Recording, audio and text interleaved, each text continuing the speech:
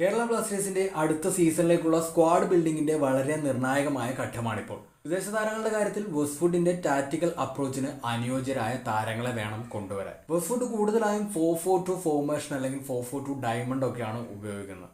അതുകൊണ്ട് തന്നെ ഓരോ ഫോറിൻ സ്ലോട്ടും വളരെയധികം നിർണായകമാണ്. അതിനിടയ്ക്കാണ് ISL എക്സ്പീരിയൻസ് ഉള്ള ചില വിദേശ താരങ്ങൾ അവൈലബിൾ ആണെന്നുള്ള കാര്യം ചർച്ചയിലേക്ക് വരുന്നത്. Dimitrios Diamantakos, Joni Kauko, Dimitri Petratos, ഹോർഹെ പെരേര ഡയസ് തുടങ്ങിയ താരങ്ങൾ എല്ലാവരും ഇപ്പോൾ ഫ്രീ ഏജൻസ് ആണ്. പക്ഷെ ഇവിടെ പ്രാധാന്യം നൽകേണ്ടത് ഇവരിൽ ആരൊക്കെ വെസ്റ്റ്വുഡിന്റെ ടാക്ടിക്കൽ സെറ്റപ്പിന് അനുയോജ്യരാകും എന്ന കാര്യത്തിനാണ്. ഈ ലിസ്റ്റിൽ ഏറ്റവും പ്രധാനപ്പെട്ട അറ്റാക്കിംഗ് ടാർഗറ്റ് ഡിമിട്രി പെട്രാറ്റോസ് ആണ്.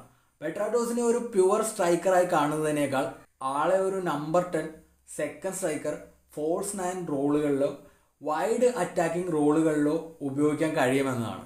പക്ഷേ റീസെന്റ് അയാളുടെ പെർഫോമൻസിൽ ഉണ്ടായ ഡിപ്പ് ഒരു പ്രശ്നമാണ്. എന്നാലും ആളൊരു ഇൻട്രസ്റ്റിംഗ് ഓപ്ഷനാണ്. അടുത്തത് ജോണി കൗക്കോ. വെസ്റ്റ്വുഡിന്റെ സിസ്റ്റത്തിലെ ഏറ്റവും പ്രധാന റോളിലേക്ക് പരിഗണിക്കാൻ പറ്റുന്ന പ്രൊഫൈലാണ് ജോണി കൗക്കോക്കുള്ളത്. ഡിഫൻസീവ് മിഡ്ഫീൽഡ് റോളിൽ physical presence, game control, possession recycle, midfield organise ചെയ്യാനും ട്രാൻസിഷൻ ടൈമിൽ ഡിഫൻസ് ബാലൻസ് ചെയ്യാനും കൗക്കോക്ക് സാധിക്കും. എന്നാൽ കൗക്കോയുടെ കാര്യത്തിലെ പ്രശ്നം ആളുടെ ഏജ് തന്നെയാണ്. കരിയറിന്റെ അവസാന ഘട്ടത്തിലായതുകൊണ്ട് തന്നെ എല്ലാ മത്സരങ്ങളും ഹൈ ഇന്റൻസിറ്റിയിൽ പെർഫോം ചെയ്യാൻ കൗക്കോക്ക് സാധിക്കുമോ എന്നുള്ള കാര്യം സംശയമാണ്. അടുത്തത് ദിമിട്രിയോസ് ഡിമാൻഡക്കോസ്.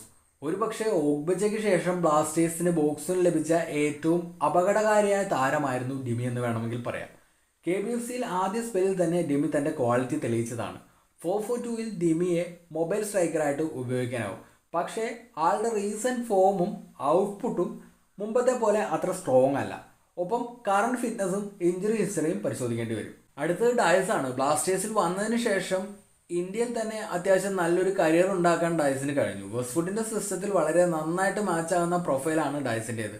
ഒരു ക്രിയേറ്റീവ് ഫോർവേഡോ അല്ലെങ്കിൽ നമ്പർ 10 ഡയസിനൊപ്പം ഉണ്ടെങ്കിൽ ഡയസ് കൂടുതലും ഡേഞ്ചറസ് ആവും.